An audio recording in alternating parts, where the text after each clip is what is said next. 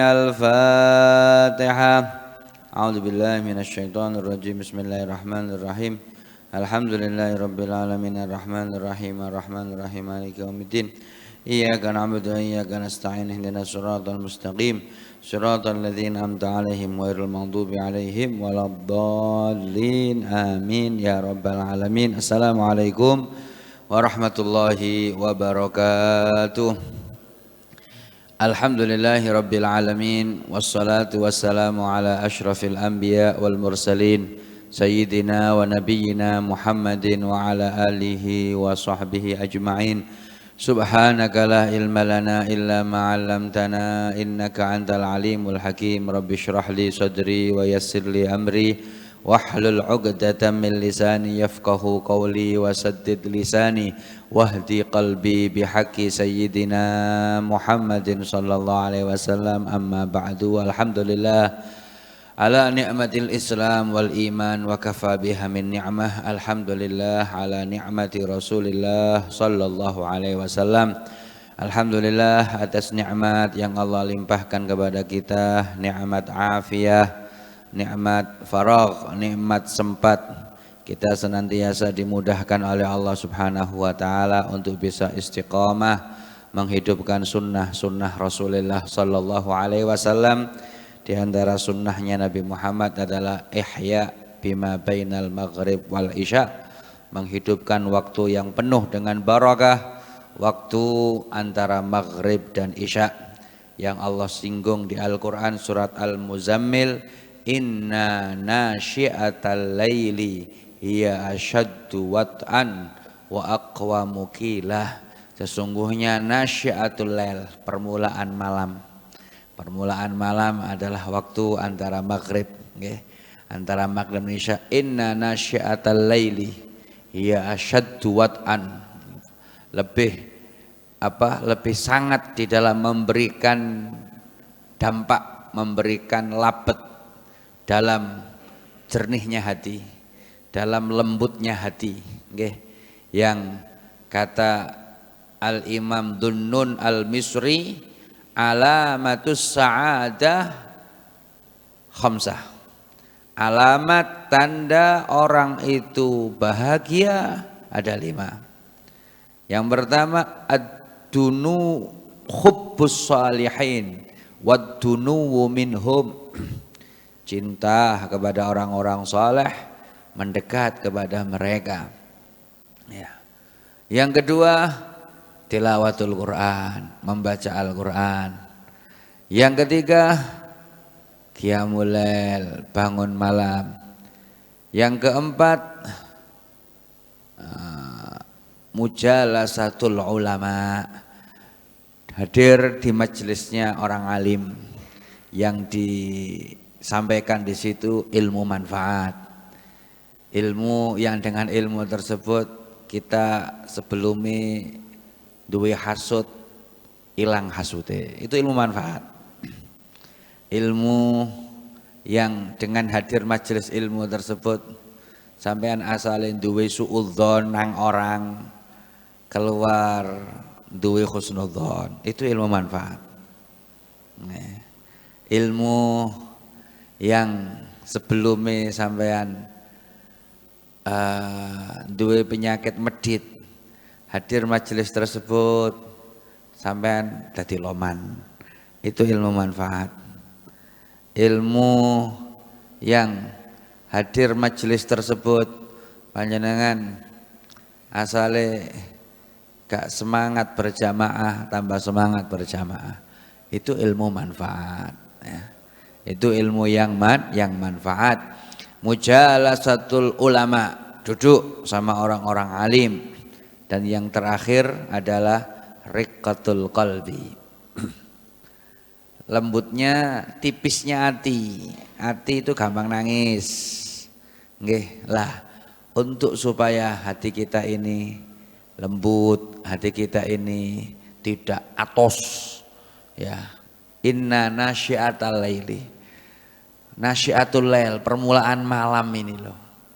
Ya, mulai maghrib, orang-orang dulu ndak kenal TV sama sekali. Orang-orang dulu maghrib ndak kenal keluar rumah, ndak kenal. Duduk di masjid, iktikaf, yasin, waqiah, tabarok, dukhon. Nah, itu yang mereka baca. Ya. Nah, sehingga hati mereka adalah hati yang rakik, tidak hati yang qaswah, tidak hati yang qasawah. Qasawah itu hati yang ndak mempan sama sekali mauidhah. Mauidhah dari Quran ndak mempan, mauidhah dari alam ndak mempan, ya, ndak mempan. Nah, sama sekali. Naudzubillah. Wa inna ab'adan nasi laqalbun qasi. Sesungguhnya manusia yang paling jauh kepada Allah adalah orang yang hatinya qaswah, hatinya atos. Naudzubillah min dzalik. Kita berharap dengan kita menghidupkan waktu antara maghrib dan isya, i'tikaf di masjid, menunggu sholat isya berjamaah, dan kita mendengar hadis-hadisnya Rasulullah sallallahu alaihi wasallam. Semoga hati kita adalah merupakan hati yang hidup, bukan hati yang mati. Amin. Amin ya rabbal alamin. Kita lanjutkan kajian kita di dalam kitab Bulughul Maram bi adillati min adillatil ahkam, masih menyinggung tentang haddul qadzaf. Hadnya orang yang menuduh orang lain dengan tuduhan zina. Kita sampai kepada hadis nomor 2, wa an Anas bin Malik qala awwalu li'anin kana fil Islam anna Syarik bin Samha qadhafahu Hilal bin Umayyah bin imra'atihi faqala an-nabi sallallahu alaihi wasallam al-bayyinata wa illa fahaddun fi dhahrik. Al-hadis akhrajahu Abu Ya'la wa rijaluhu siqatun wa fil Bukhari nahwuhu min hadis Ibnu Abbas radhiyallahu taala anhuma. Wa an Abdullah bin Amir bin Rabi'ah, yang kedua ini dari sahabat Anas bin Malik radhiyallahu taala anhu, beliau mengatakan pertama kali kasus li'an yang terjadi pada Islam. Li'an adalah salah satu kekuatan hukum bagi suami yang curiga sama istrinya, yang mana istri tersebut yang dicurigai oleh suami berbuat selingkuh. Naudzubillah min dzalik. Nggih. Selingkuh adalah maksiat zina yang paling besar. Ya, zina macam-macam ya, tapi zina yang paling gede dosanya adalah selingkuh. Ya. Ya. Kata Rasul sallallahu alaihi wasallam, ditanya hadis oleh sahabat Abdullah bin Mas'ud, ayyu dzambin akbar ya Rasulullah? Al-isyrak billah, kata Rasulullah. Pertama kali musyrik. Summa ayyun ya Rasulullah. Kemudian apa lagi ya Rasulullah? Nomor 2, qatlun nafas, membunuh jiwa tanpa hak. Summa ayyun. Kemudian apa ya Rasulullah? Redaksi hadis, antazniya halilata jarika, berzina dengan istri tetangga, selingkuh. Naudzubillah min dzalik. Naudzubillah min dzalik ya. Ya Allah ya. Nah, jadi li'an itu apa ya istilahnya, kekuatan hukum Islam yang diringankan, yang diperbolehkan kepada seorang suami yang suami itu curiga dengan kelakuan istrinya, sedangkan suami tidak punya bukti, gitulah ya. Semua suaminya nama bukti. Kita tahu bahwa dalam persidangan Islam zina itu tidak bisa dihukum kecuali dengan salah satu daripada dua. Satu, iqrar, pengakuan pelaku di hadapan hakim, pengakuan. Yang kedua, ada bukti, ada saksi. Dan saksinya zina paling gede adalah 4 orang laki-laki yang mengerti. Lah, umpamanya ada suami yang curiga betul dengan kelakuan istrinya, ya, otomatis orang laki-laki yang memiliki kehormatan tidak rela, ya, dikhianati, tidak rela diinjak-injak martabatnya, tidak rela di rumahnya, di kekuasaannya kok dimasukkan laki-laki lain. Ya, ibarah di dalam fikih ayyulatikha firasyahu, mengotori ranjangnya. Karena mengotori ranjangnya istri adalah kehormatan suami. Dan suami tidak punya bukti, 4 saksi, maka diperbolehkan di dalam Islam untuk berbuat li'an. Apa li'an itu? Sumpah suami dan dia kayak umpama koyok gampangannya sampean paham, koyok sumpah pocong ngono lho. Koyok sumpah pocong ya.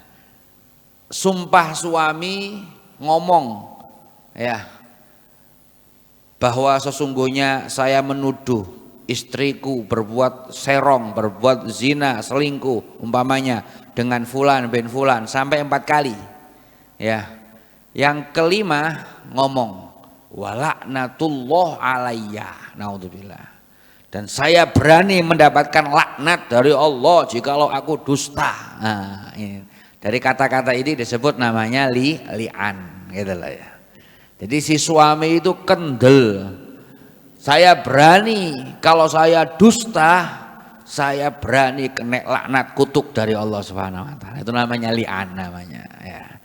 Ketika seorang suami sudah mau melakukan li'an ya, berarti sah, tuduhannya sah, sehingga sekarang istri berhak untuk dirajam, ditegakkan hukum hadduz zina gara-gara li'annya seorang suami tersebut. Kalau umpamanya kepingin menolak bagaimana? Si istri menolak. Si istri menolak.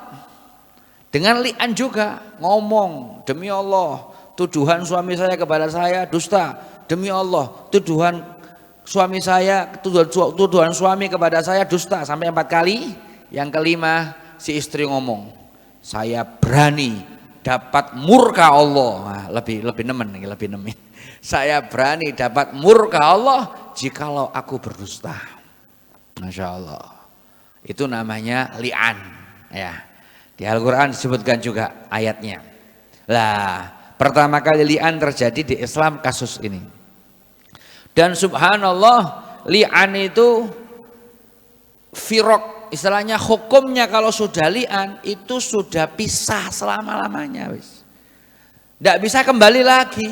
Beda sama seorang istri yang dicerai tolak 3, bisa kembali. Ya. Kalau sampean duwe bojo terus sampean cerai 3, bisa kembali enggak Ustaz? Bisa. Dengan syarat ada namanya muhallil namanya. Ada laki-laki lain yang mengawininya, selesai kawin sama laki-laki itu, dicerai sama laki-laki itu, selesai iddahnya sampean balik lagi gak apa-apa. Tapi kalau pisah gara-gara li'an, ndak ono cara sama sekali untuk kembali lagi, ndak ada cara sama sekali. Selama-lamanya, bahkan ada riwayat umpamanya kedua-duanya masuk surga. Ya. Mungkin tobat diterima sama Allah masuk surga. Nang surga lho ya esok balik dadi bojone meneh. Saking nemeni gitu loh ya. Karena ucapan laknat, hati-hati. Li'an itu diambil dari kata-kata laknat. Ucapan laknat, jangan sembarangan ngomong-ngomong laknat, titik-titik laknat, sedikit-sedikit laknat. Entah enggak tahu ngerti. Gede nih apa namanya? Kata-kata laknat ya. Kita tidak boleh melaknat orang, siapapun, hatta itu orang kafir. Kita boleh melaknat orang kalau memang sudah dilaknat sama Allah, kayak iblis gak apa-apa, sama iblis laknatullah gak apa-apa. Wis jelas ada nasnya di Al-Quran. Tapi kalau sampean melaknat orang lain meskipun bukan agama kita, orang kafir, gak boleh. Kenapa? Karena kita tidak mengerti khotimahnya. Karena kita tidak mengerti pungkasannya. Mungkin saja Allah berkehendak pungkasannya orang itu baik. Ya, meskipun kelakuannya mulai awal sampai akhir itu dia maksiat, tapi khotimahnya kita tidak ngerti. Ya. Dan barang siapa yang melaknat orang yang dilaknat itu tidak pantas dapat laknat, maka laknat itu balik ke awake dhewe. Ucapannya itu kembali kepada dirinya sendiri. Na'udzubillah min dzalik. Lah, itu mukaddimah li'an itu kayak begitu modelnya. Permulaan li'an yang terjadi pada Islam sesungguhnya Syarik bin Samha, salah seorang orang Madinah, sahabat Syarik bin Samha, qadzafahu Hilal bin Umayyah, telah dituduh oleh seorang laki-laki bernama Hilal bin Umayyah bimraatihi, selingkuh zina sama istrinya Hilal. Jadi Hilal punya istri. Kemudian Hilal curiga bahwa dia selingkuh sama seorang Syarik bin Samha dan terjadi li'an. Dan terjadi li'an. Ya. Faqala lahu Nabi sallallahu alaihi wasallam, maka Nabi Muhammad sallallahu alaihi wasallam mengatakan kepada Hilal, al-bayyinah, ya saksi. Ada saksi. Atau mamanya engkau tidak punya saksi, yaitu tadi ucapkan kata-kata li'an sampai 4 kali 5 kali lafadznya itu. Wa illa, kalau emang engkau tidak memiliki saksi bukti, fahaddun fi dhahrik, berarti engkau yang salah, engkau yang menuduh. Lah ketika engkau menuduh berarti engkau dihukum dengan hukuman qadzaf. Qadzaf itu berapa? Kemarin 80 kali cambukan. Walladzina yarmunal muhsanat tsumma lam ya'tu bi arba'ati syuhada fajliduhum tsamanina jaldah, 80 kali cambukan. Ya, engkau kena had sekarang, engkau kena cambukan, engkau kena hukum di dalam punggungmu, nanti engkau dicambuk. Naudzubillah min dzalik. Di dalam madzhabul arba'ah kasus ini umpamanya tidak terbukti zinanya istri tersebut, maka berarti yang menuduh itu dicambuk lah.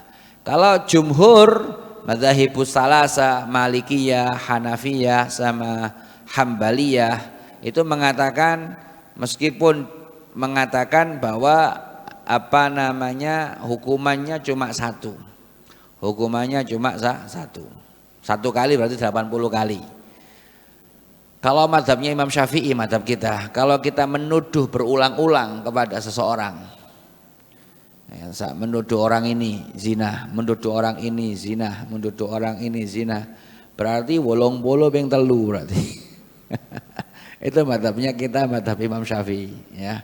Kalau mazhab yang lain cukup cuma sekali saja, yaitu 80 kali cambukan. Kenapa? Karena mazhab kita Imam Syafi'i mengatakan qadzaf itu merusak kehormatan seseorang. Jadi nambah baik ya. Berarti itu haknya hamba. Jadi kalau menuduh orang dengan perbuatan zina sekali, 2 kali, 3 kali, 4 kali, ya berarti ditegakkan hukum qadzaf 4 kali kepada orang tersebut. Sama seperti masalah sumpah. Kalau sampeyan bersumpah dan setiap sumpah melanggar, ya durung kober untuk membayar kafaroh sumpah. Kalau madhab salasa, kalau selain madhab Syafi'i berarti cukup 1 kafaroh saja, 1 kafarot saja. Tapi kalau madhab kita, madhabnya Imam Syafi'i, setiap sumpah kafarot, setiap sumpah kafarot, setiap sumpah bayar kafaroh kalau kita tidak melestarikan sumpah kita itu ya. Masya Allah, ini perbedaan di dalam hukum. Wa illa fahaddun fi dhahrik al hadis akhrajahu Abu Ya'la wa rijaluhu siqatun wa fil Bukhari nahwu min hadis Ibnu Abbas radhiyallahu taala anhuma. Naam. Kemudian dan li'an itu ya bahkan dalam adab-adabnya dalam qadhi itu semestinya seorang qadhi, seorang hakim itu kalau betul-betul mau terjadi li'an itu diperberat ucapan itu diletakkan di setelah asar. Waktu setelah asar itu waktu turunnya rahmat batin semestinya ya. Setelah asar, awal maghrib sampai isya itu pembagian rizki batin. Kalau rizki zahir waktunya adalah setelah sholat subuh sampai terbitnya matahari, itu pembagian rizki zahir. Tapi kalau setelah asar itu adalah pembagian rezeki batin ya. Maka di dalam fikih pun juga disebutkan tentang adab-adab pelaksanaan li'an itu hendaknya dilakukan setelah asar ya. Supaya tambah wedi, ojo terus no omongan mari asar iku mandi ya katanya.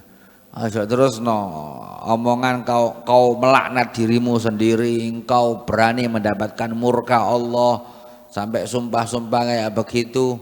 Jangan diteruskan. Kenapa? Batal asar, waktu setelah asar ini keramat gitu lah ya. Nah ini hakada. Kemudian hadis yang ketiga, wan Abdullah bin Amir bin Rabi'ah, dari sahabat Abdullah bin Amir bin Rabi'ah qal, berkata, laqad adraktu Abu Bakar wa Umar wa Utsman wa man ba'dahum. Sungguh aku menangi, nututi zaman Khalifah Abu Bakar, zaman Khalifah Umar bin Khattab, zaman Khalifah Utsman bin Affan, wa man ba'dahum, dan orang setelahnya ya. Ya, saya tidak menangi Sayyidina Ali, kisahnya ini mungkin di zamannya Sayyidina Utsman.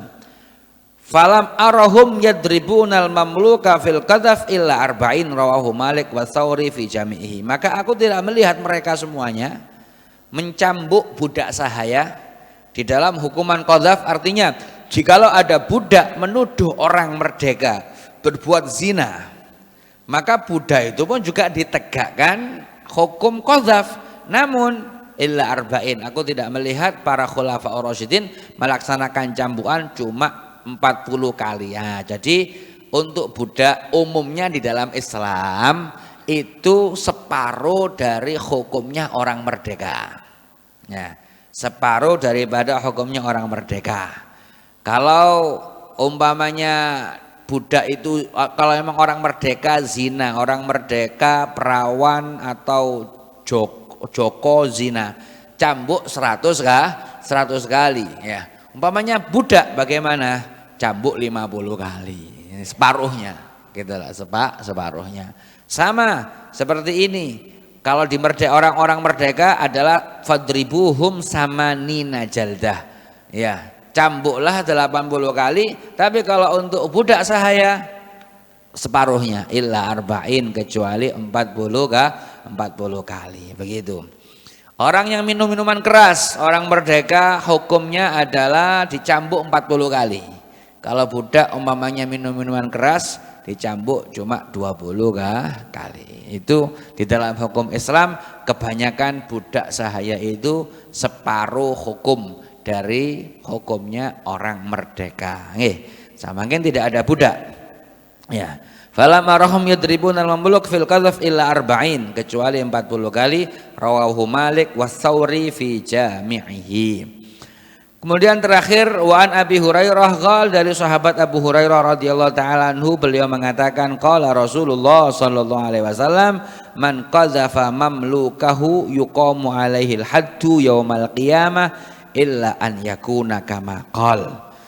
Rasulullah SAW bersabda, man qadhafa mamlukahu, barang siapa yang menuduh budak sahayanya dia sendiri, yuqamu alail haddu yaumal qiyamah, nanti di hari kiamat akan ditegakkan had bagi dia, illa ayyakuna kama qol, kecuali dia memang seperti yang dia katakan. Hadis muttafaqun alaih, Bukhari Muslim. Ini argumentasi bagi jumhur ulama bahwa ditegakkannya hukuman qadhaf kepada seseorang itu dengan catatan jikalau yang dituduh itu orang merdeka, bukan budak sahaya. Kalau budak sahaya dituduh berbuat zina, maka otomatis yang menuduh ini sayyidnya sendiri. Sayyid itu tuannya sendiri. Hukum dhahir Islam tidak ditegakkan had kepada sayyid tadi, kepada tuan tadi, tapi hukumannya nanti di akhirat ya. Sehingga jumhur madzahibul arba'ah mengatakan min syurutil maghdhuf ayyakuna hurran, termasuk syaratnya orang yang dituduh itu harus merdeka. Berarti kalau yang dituduh itu budak, tidak ditegakkan hukum had, haddul qadhaf 80 kali cambukan, tidak ya. Ya, karena memang qadzaf itu kan merusak kehormatan. Lah ya kalau qadzaf kepada budak sahaya, budak itu memang biasanya kelakuannya kayak begitu. Nah, itu umumnya tidak mengurangi kehormatannya seorang budak. Ini argumentasi madzhabul arba'ah kebanyakan, kecuali ada riwayat dari madzhab Zahiriyah yang mengatakan sama saja, budak dituduh ya berarti yang menuduh tetap ditegakkan hukum qadzaf ya. Namun hadis ini sahih muttafaqun alaih, barang siapa yang menuduh budak sahayanya sendiri, ada sayyid menuduh mengqadzaf budaknya, yuqamu 'alail haddu yaumal qiyamah, maka bagi sayyid tersebut akan ditegakkan had nanti dari kiamat. Berarti hukum akhirat, bukan hukum dunia. Dan ini pun juga ancaman yang besar ya, ancaman yang besar bagi seseorang ya, bagi seseorang yang melakukan perbuatan kayak begini. Sehingga kita diperintahkan sama Rasulullah, ada 3 wasiat Rasulullah, akhir kalimat yang keluar dari mulut Rasulullah, 3 wasiat terakhir ya, sampai Rasulullah pas waktu mau meninggal dunia, 3 wasiat terakhir. Yang pertama as-shalah, urusan sholat. Ini wasiatnya Rasulullah kepada umatnya, as-shalah, sholat. Ya, Masya Allah. Ya, muslimin, muslimat. Ya, bagaimana Anda menjaga sholat Anda? Bagaimana? Ya Allah ya. Kayak tidak maksiat orang tidak sholat itu. Na'udzubillah min dzalik. Ini haknya Allah Subhanahu wa taala. Sampai Rasulullah akhir kalimat hatta talajlaja lisanu as-shalah yang pertama. Yang kedua an-nisa istri kalian, keluarga. Wasiatnya Rasulullah untuk betul-betul kita mendidik, memperbaiki keluarga.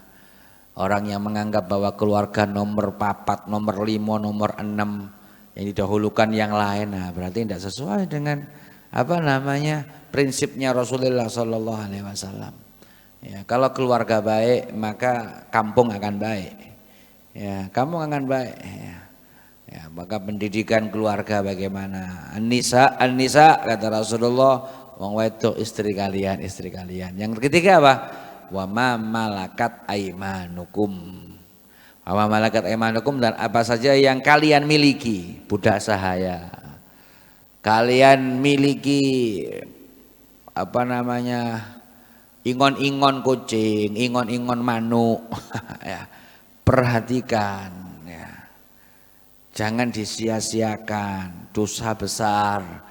Kita punya peliharaan terus kita tidak memberikan haknya. Dosa besar ya. Dakhalat imra'atun an-nara fi hirratin, ada hadis. Ada seorang perempuan masuk neraka gara-gara kucing. Ya. La hiya arsalatha hatta ta'kul min khashashil ard. Dia mengurungnya, ditawan, dikerangkeng tapi tidak dikasih makan. Lebih baik semestinya dilepaskan biar dia sendiri yang cari makan. Enggak, dikurung itu kucing tapi enggak, hak makanannya tidak dikasih sama sekali. Na'udzubillah min dzalik, Allah murka. Dakhalat imra'atun an-nara fi hirratin. Na'udzubillah min dzalik lah. Jadi hadis ini pun juga ancaman bagi seorang tuan, seorang juragan tuan yang menyakiti budaknya, yang menyakiti budak sahayanya, apalagi dia itu adalah menuduh budaknya, maka yuqamu 'alail haddu yaumal qiyamah illa ayyakuna kama qala muttafaqun alaih. Ini haddul qadzaf. Kemudian selanjutnya adalah bab haddis sariqah. Bab menjelaskan hukuman pencurian, maling, ya, nyolong. Ya. Mengambil haknya orang lain. Nah, maka Rasulullah SAW sudah meletakkan dasar, inna dima'akum wa amwalakum wa a'radakum haramun alaikum. Ya, sesungguhnya urusan darah, urusan harta, urusan kehormatan. 3 ini jangan diganggu ya. Kita mencari metode salamah ya. Ya. Kita Ahlus Sunnah wal Jamaah insyaallah berada pada real manhaj salamah, kurikulum keselamatan. Salamah ini kata guru kita mencakup 3 hal. Yang pertama, salamatul yad minad dam. Selamatnya tangan kita dari urusan darah. Jangan sampai kita memiliki tangan yang punya andil melukai orang lain, melukai orang muslim yang lain, apalagi naudzubillah min dzalik membunuh. Nasallallahu afiyah. Ya. Jangan sampai. Salamatul yad minad dam. Selamatnya tangan dari darah. Yang kedua, wasalamatul lisan minadz dzam. Usahakan lisan kita selamat dari caci maki orang. Jangan sampai lisan ini mencaci maki orang. Usahakan selamat. Ya. Mereka ngilokno aja dibalas ngilokno. Mereka membid'ahkan aja dibalas bid'ahno. Ya. Sudah bid'ah balik dhewe nang awake gitu ya, kayak tadi laknat ya. Ya, mereka membid'ahkan, gak pantas kita ini dibid'ahkan. Bid'ah dhewe balik ke dia. Sudah wis ya. Enggak usah dibalas ya. Salamatul lisan minadzam. Selamatnya lisan kita dari caci maki. Jangan sampai mencaci maki orang. Ya, jangan sampai kita ini gunjing orang. Eman sing cerdas sampean. Lek sampean ngrasani wong ganjarane sampean dioper nang orang tersebut. Mosok sampean gak eman. Sing cerdas. Sing cerdas ya. Imam Abu Hanifah radhiyallahu taala anhu ada yang memimpikan dalam kondisi yang sangat diistimewa, hebat sekali, dimuliakan di surga. Amalan apa sampean kayak begini? Apa jawaban Abu Hanifah? Diomongi wong. Gara-gara sering diomongi wong. Ya, gara-gara saya ini sering diomongi orang yang itu aib tidak ada pada diriku. Ya, enggak ganjarannya. Jadi sampean kate ngrasani wong sama sing cerdas, kaeman dah ganjaran sampean secara otomatis tertransfer kepada dia. Kaeman namanya, sing cerdas ngalah lagi. Nah, jadi salamatul lisan minadzam. Usahakan lisan kita ini selamat daripada cacian maki. Yang ketiga, wasalamatul qalbi minal ham. Usahakan hati kita ini selamat daripada kesumpekan, ya, daripada problematika. Gak usah mikir banyak, fokus Allah akhirat. Ya, gitu lah. Selamatkan hati kita daripada prihatin-prihatin ya. Apakah kita yang kita prihatinkan urusan dunia, yang dunia itu tidak berharga di sisi Allah Subhanahu wa taala. Ya. Salamatul ham, salamatul qalbi minal ham. Ya. Apakah eman hati kita masuki kebencian kepada orang muslim yang lain? Eman. Hati kita yang semestinya bisa bisa happy, bisa senang ya. Terus Anda kotori dengan permusuhan, dikotori dengan kedengkian, dikotori dengan hasud kepada orang. Jangan, ayo kita keluarkan itu pikiran-pikiran jelek, kita keluarkan, kita isi hati kita. Apa yang isi? Isinya apa? Nabi Muhammad SAW ya, isi Nabi Muhammad. Isi dalam hati kita mahabbah Rasul sallallahu alaihi wasallam. Insyaallah kalau dalam hati panjenengan ada mahabbatur Rasul sallallahu alaihi wasallam, itu akan nyingkir dhewe. Minggir-minggir dhewe itu penyakit-penyakit hasud, penyakit-penyakit riya, penyakit-penyakit dengki, dendam itu insyaallah akan minggir kalau penuh hati kita dengan mahabbatur Rasul sallallahu alaihi wasallam, cinta Rasulullah sallallahu alaihi wasallam. Lah, ahsan, lebih baik kita mikir hati kita ini mikir Nabi Muhammad sallallahu alaihi wasallam ya. Tidak ada yang lebih indah daripada Rasulullah sallallahu alaihi wasallam. Apapun yang indah, lebih indah Rasulullah sallallahu alaihi wasallam. Sahabat Salama bin Aqwa atau siapa dimintai pertanyaan oleh salah seorang santrinya, wahai sahabat Rasulullah, sifatkan kepada saya surga itu bagaimana sih, surga itu sifatnya bagaimana ya, bintang berapa itu, banyak kalau sekarang orang bintang 5 ya. Sifatkan kepada kami surga supaya kami rindu untuk masuk surga. Salama bin Aqwa simple, cerdas. Sifatnya begini. Fiha Rasulullah sallallahu alaihi wasallam. Pas wis. Di surga di dalamnya ada Rasulullah. Wis. Ya, di surga ada Rasulullah. Cukup. Tidak ada sifat-sifat bidadari, tidak ada sifat-sifat, tidak. Fiha Rasulullah sallallahu alaihi wasallam. Di surga ada Rasulullah sallallahu alaihi wasallam. Cukup ya. Maka ayo mikir hati kita ini kita penuhi dengan mahabbatur Rasul. Cinta kepada Rasulullah sallallahu alaihi wasallam. Cinta dengan membaca sholawat kepada Rasul sallallahu alaihi wasallam ya.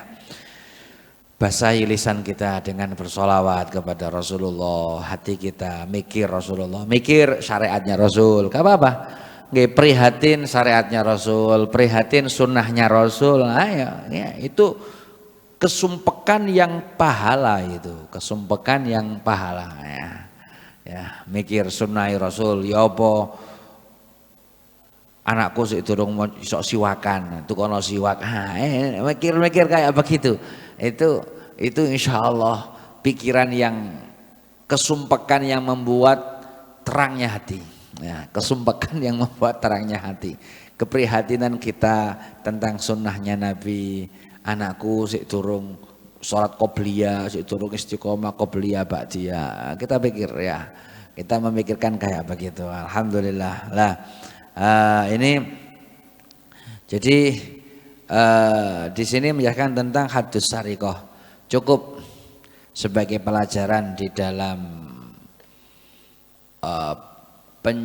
orang mencuri itu. Kata salah Ibnul Jauzi kalau tidak salah, beliau mengatakan ketika tangan ini amanat maka tangan ini berharga, dan ketika tangan ini khianat, ngentit, ngambil uangnya orang, nyopet, maka tangan ini tidak berharga. Kita tahu bahwa hukuman orang yang mencuri adalah wasariku wasariqatu faqta'u aydiyahuma. Laki-laki yang mencuri, perempuan yang mencuri, faqta'u aydiyahuma, potong tangan. Potong tangan ya. Padahal kalau memang ini tangan yang tidak tidak melakukan kesalahan. Kita tahu kemarin di dalam bab diat ya, bab diat ya. Diatnya tangan itu berapa? 50 ekor unta lah ya. 50 ekor unta. Kalau dua melukai memotong tangan orang lain tanpa ada hak, berarti seperti diatnya 1 jiwa. 100 ekor unta. Larang, larang. Ketika tangan ini amanat akan mahal. Namun ketika tangan khianat tidak ada harganya sama sekali. Na'udzubillah min dzalik. Lah itu maka mengambil uangnya orang lain itu ada kalanya namanya sarikoh. Lah sarikoh itu mengandalkan sepi-sepi, nyolong itu sembunyi-sembunyi. Namanya maling itu namanya sembunyi. Tapi ono maling jamaah, ono maling jamaah ya korupsi kok. Ya anggota dewan, anggota apa banyak yang jamaah. kabeh sepakat. Waduh, iki jenenge padahal jenenge maling itu sembunyi-sembunyi ya. Definisinya maling itu sembunyi-sembunyi. Mengandalkan sembunyi-sembunyi. Yang kedua ada namanya ikhtilas dalam bahasa Arab artinya nyopet. Nyopet itu mengambil uangnya orang lain dengan kekuatan cepetnya belayu. Cepetnya lah lari jenenge copet ya, jenenge copet. Yang ketiga namanya ngerampok. Ngerampok atau bahasa Arabnya namanya nahab, nahab ya. Nahab itu mengambil hartanya orang lain dengan mengandalkan kekuatan, power, senjata. Itu namanya ngerampok. Lah, mengambil uang orang lain secara zalim ada 3 model itu. 1 maling, nyolong, 2 nyopet, 3 ngerampok ya, ngerampok. Nah ini insyaallah pada pertemuan yang akan datang kita akan membahas tentang hukuman as-sariqah dan bagaimana syarat-syarat yang di dalam pengadilan Islam itu harus dipenuhi sehingga bisa ditegakkan hukum haddus sariqah. Semoga ilmu ini senantiasa menambah ketakwaan kita kepada Allah Subhanahu wa taala, menambah takzim kita kepada hukum-hukum Islam yang itu hukum produk dari Allah Subhanahu wa taala, bukan produknya manusia. Ini adalah hukum yang paten di dalam Al-Qur'anul Karim, tidak bisa direvisi sama sekali. Beda sama hukum-hukum yang ada pada KUHP atau yang lain, itu bisa direvisi tergantung maslahat. Namun hukum Allah Subhanahu wa taala mulai 1400 tahun yang lalu, 14 abad dan sampai yaumul qiyamah tidak bisa direvisi karena hukum produk dari Allah Subhanahu wa taala. Minimal kita ngaji ini ada takzim dengan hukum Allah Subhanahu wa taala. Minimal kita jangan sampai punya perasaan bahwa hukum Allah tidak relevan di bumi Indonesia. Jangan sampai kita hanya cuma mengakui kesalahan, kekurangan kita, belum bisa menerapkan hukum-hukum Allah Subhanahu wa taala. Itu lebih baik ya, itu lebih baik ya. Lebih baik maksiat dalam kondisi menangis daripada maksiat dalam kondisi ketawa ya. Dalam kondisi ketawa. Naudzubillah min dzalik. Rabbi fanfa'na bi barakatihim wahdinal husna bi hurmatihim wa amitna fi tariqatihim wa mu'afatin minal fitani wa sallallahu ala sayyidina Muhammad wa ala alihi washabihi wasallam walhamdulillahi rabbil alamin. Assalamualaikum warahmatullahi wabarakatuh.